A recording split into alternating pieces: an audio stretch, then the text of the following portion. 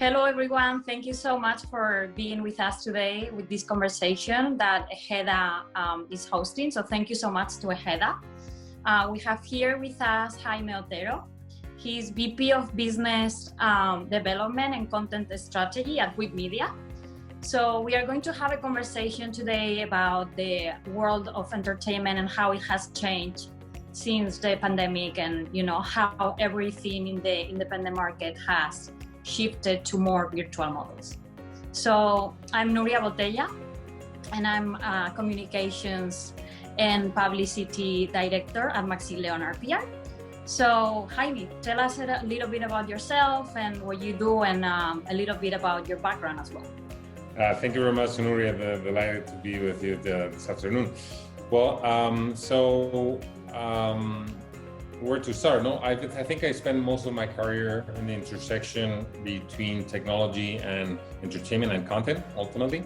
So prior to I joined WIP Media literally about 6 weeks ago, and prior to that, I was leading a company called Rights Trade, which was an online marketplace for film and TV content. And before then, I had run both companies in entertainment as well as companies in e-commerce. So I was always interested in this intersection between technology and media and content. I also was the chief of staff of the Spanish film agency, the ICA, and where I was overseeing programs to support both the European and the Latin American as well as the Spanish film and TV industry. So over the span of, I would say, 15, 20 years of career that I had in entertainment, I've seen a lot of changes, and obviously a lot of the trends that you could foresee in terms of streamlining processes and becoming virtual. Obviously, a lot of those have fast-tracked over the last 2 years. So we can say also, in a way, that you and your company were pioneers in what we are seeing now, right? The virtual markets. So how do you see the present of those virtual markets? Like you can you explain a little bit about how it was done before, the sales process and how it's done now? Absolutely. So traditionally, I think both in the film and TV world, the content licensing space has been, or the process has been, very manual, labor intensive, and I would say relationship driven, right? We have to think that this is, I think the industry 10 or 20 years ago was an extremely fragmented industry with a lot of buyers and sellers. And I think that although we still have many parties and there's more content being produced nowadays, there's also been a certain consolidation a little bit on both on the buyer and the seller side, right? And also, I think we've also seen some vertical integration in studios going, carving out their own content and distributing it directly to their audiences. In terms of the process itself, it used to be a lot about going to physical markets, whether those were for film, like the American film market here in Santa Monica, for TV, like MIP in Cannes or NATP in Miami, and there buyers and sellers would meet. In many cases, they would meet the same people year after year and establish a business with them year after year.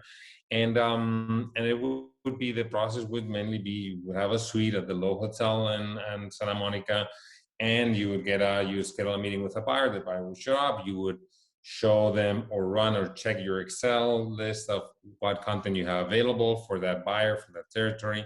And then you would have the ability to show trailers, teasers, and have a conversation, right? That has its pros. You have that personal relationship with the buyer that you can keep and manage, but at the same time, obviously has its inefficiencies, right? If you think about, there's only a set amount of meetings that you can have on those in those markets, right? And so I think we've shifted to a model right now where there's, and the other thing about these markets is that they generate a certain seasonality. You need to have your content ready for AFM. You need to have your content ready for MIP in October. You need to have it ready for February in Berlin, right? In the European film market. And so I think that has changed a lot. Now we have a market that's open 24/7, where relationships are still important, but where you can accessibility to those people is not dependent on your existing network.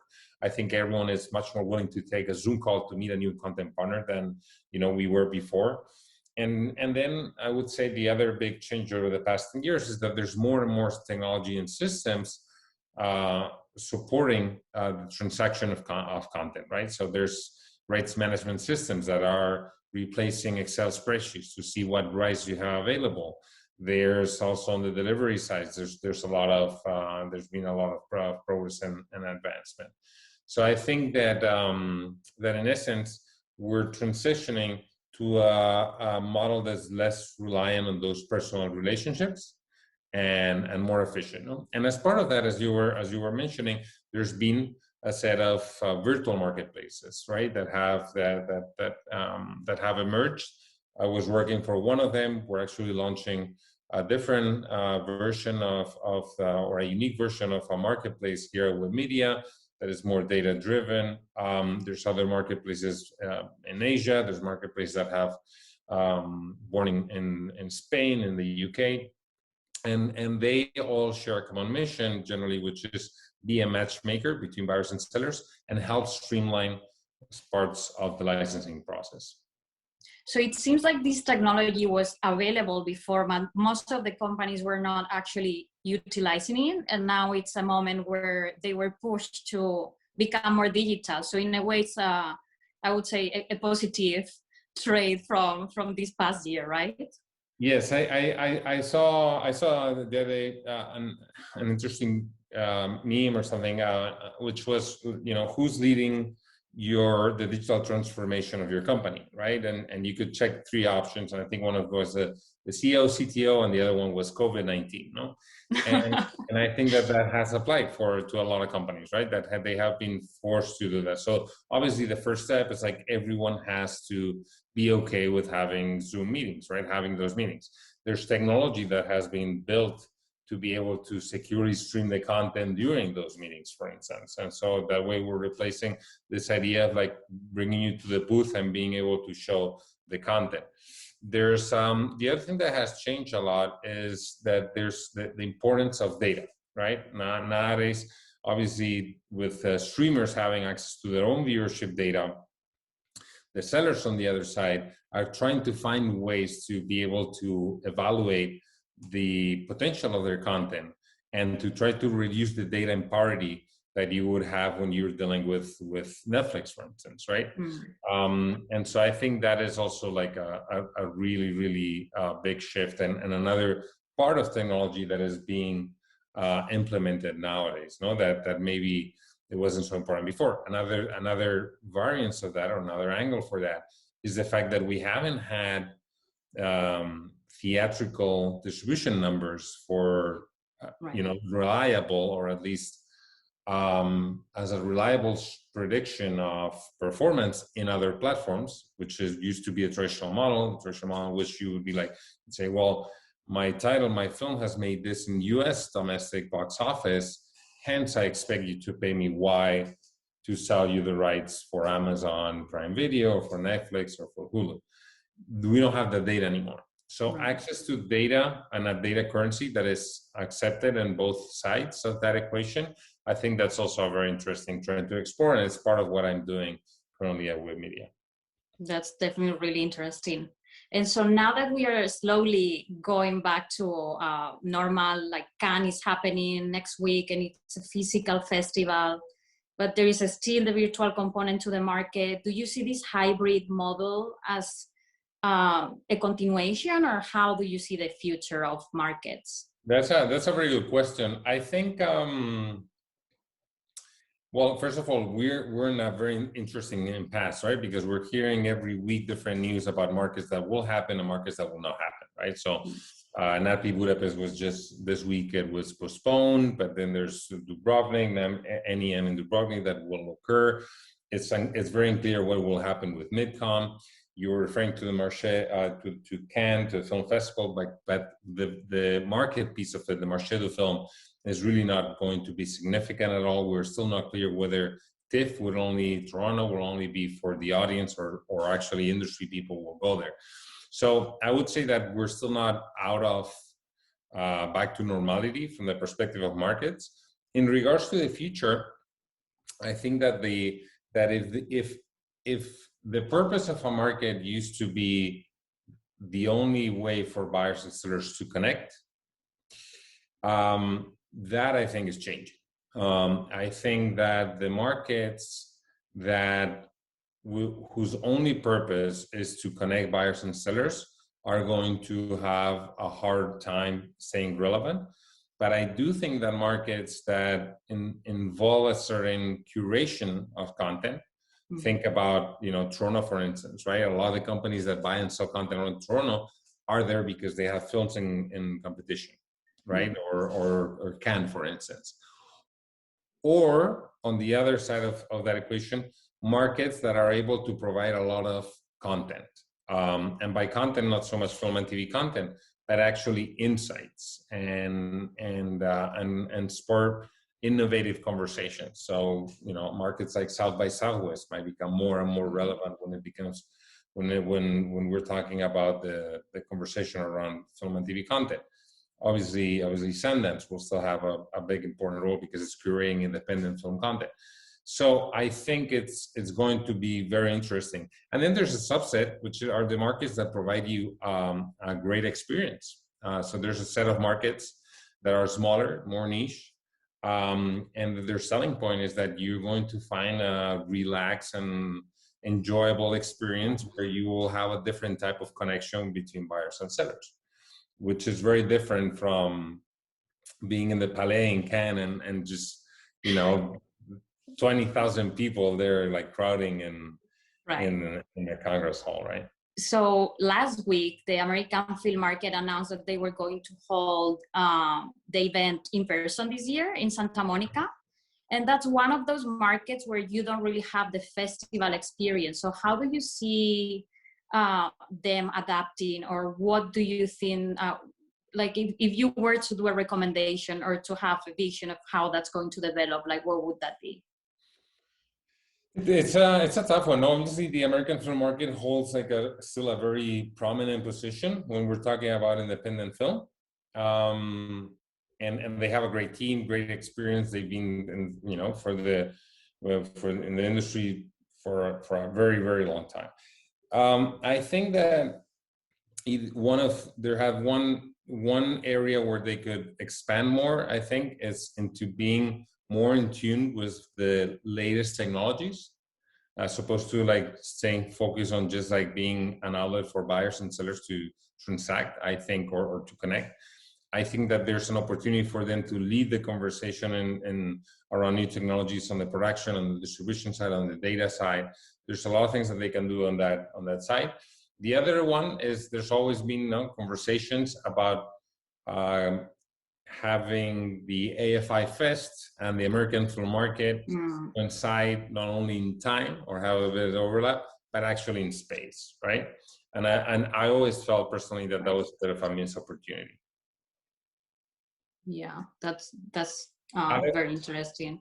Otherwise, the reality is that the trend seemed to indicate that the attendance to the American film market was slowly declining even before COVID. So it's going to be hard, right? It's going to be very interesting to see what happens with MIP as well, with MIPCOM, right? Are people just going to go back to it, everyone that was going or not? Or are some companies going to figure out alternative ways to utilize their marketing spend? Right. I mean, in a way, it has reduced the cost for many companies to actually travel there in person. In terms of content, how do you see the change over the past year? Have you seen a change on less pre-sale projects being presented into the market? Any particular genres that you think that have a spike interest in buyers? How do you see in general the market in that sense? Well, I think when we look at it, I think the distinctions between film and TV content, or that line is become less clear, more blurry. I would say different things. One that the content has become much more niche oriented, and I don't think we are going to find a lot of, for instance, on the TV side. I'm not sure that we're going to see many more Game of Thrones coming up in the next year. And it's hard if you think about it to pinpoint a phenomenon like that on TV. I think what we're going to see, and this is where streamers are particularly proficient at this, is a lot of niche content that is able to expand beyond what would be their natural audience. Mm-hmm. So when you think about Tiger King was word of mouth in essence, and then the ability for Netflix to quickly turn around, their preferences to reflect that word of mouth that was happening, right? And so I think there's going to be when you think about that, it's almost like you want to hedge your bets and be able and make sure that you're targeting all niche audiences, and then quickly supporting the ones that seem to be unicorns, versus committing to large spend, to large budget projects that, and you can see also, for instance, like Netflix attempt to create its own like comic book universe with what's the name, Jupiter's Legacy. Yeah. And that show, which was obviously an expensive show, didn't pan out. No? So I think that we're going to see it's a very interesting time where I think projects will be targeted to smaller niche, but then we'll leverage technology to be able to expand beyond their natural audiences. Having said that, there's still going to be a lot of content, particularly, and that this is when you think about the content of the market of content that's bought and sold. Then you're going to have big tentpoles like Disney that are just going to be continue feeding their pipeline. But even at that point, it's very interesting. Like at Web Media, we provide a lot of data insights on anticipation and demand for content. And one of our latest reports was about how Lupin, the show on Netflix, mm-hmm. is generating more anticipation and attention right now than Falcon and the Winter Soldier. So that tells you a lot about like, okay, this was a show that was mainly initially made for France in French, based on a French comic book. And all of a sudden it expands its target audience and becomes universal. So I think it really seems like content now is traveling better, right? And like very local content now appeals to many different countries and markets. Well, absolutely, and I think as Spaniard, I'm proud to say that in a way we really paved the way for that with successes like Money Heist, Cable Girls. Recently, Sky Rojo has trended amazingly well, and I think that's a trend that's here to stay. No question that audiences are feeling more and more comfortable adopting that type of content, which in the way it's produced is interesting. It's interesting because the focus on those shows generally, or at least until lately, has been to really make a great local show and then worry about whether that has resonance outside, which is very contrary to the traditional model where we would, for instance, in Europe, do a Europe plotting, which would be like, let's take an actor from 7 different countries from each country and put them together, and hopefully it will appeal to everyone. This is different. This is let's make a show or a movie that feels very authentic to that specific reality and universe, mm-hmm. and let's hope that it expands beyond that. And also the rise of streamers has really changed, I believe. But yeah, I'm curious about your opinion of how it has changed that landscape, and also that broken system of the theatrical windows, right? So like, how has that changed, and how has that impact content? That's a very good question. I think. You have on the one hand you have subscription VOD services, no? And there's the impression that we might have a couple too many. No, as this idea of like, well, will people be able to subscribe to Netflix, Amazon, Apple TV, Hulu, Peacock, Paramount Plus, like there's HBO Max. Right. There's so many, right? So many platforms and systems. So, and it's interesting that seeing how that space is getting overcrowded, new entrants are not focusing so much on the SVOD space anymore, but actually on AVOD and advertisement-based VOD. And I think there's like a lot of space for growth there.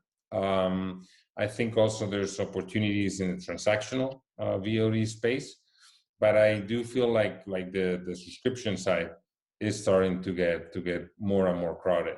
So it's going to be a very interesting moment for streamers. Thank you so much, Jaime, for all your insights. I learned, like so many things through this conversation. So I hope that everyone enjoyed, and thank you so much for talking to us and to EJEDA for organizing. Thank you very much, Nuria. My pleasure. And again, thank you very much for EJEDA and not only for this interview, but for the great work that they do in promoting the Spanish film industry.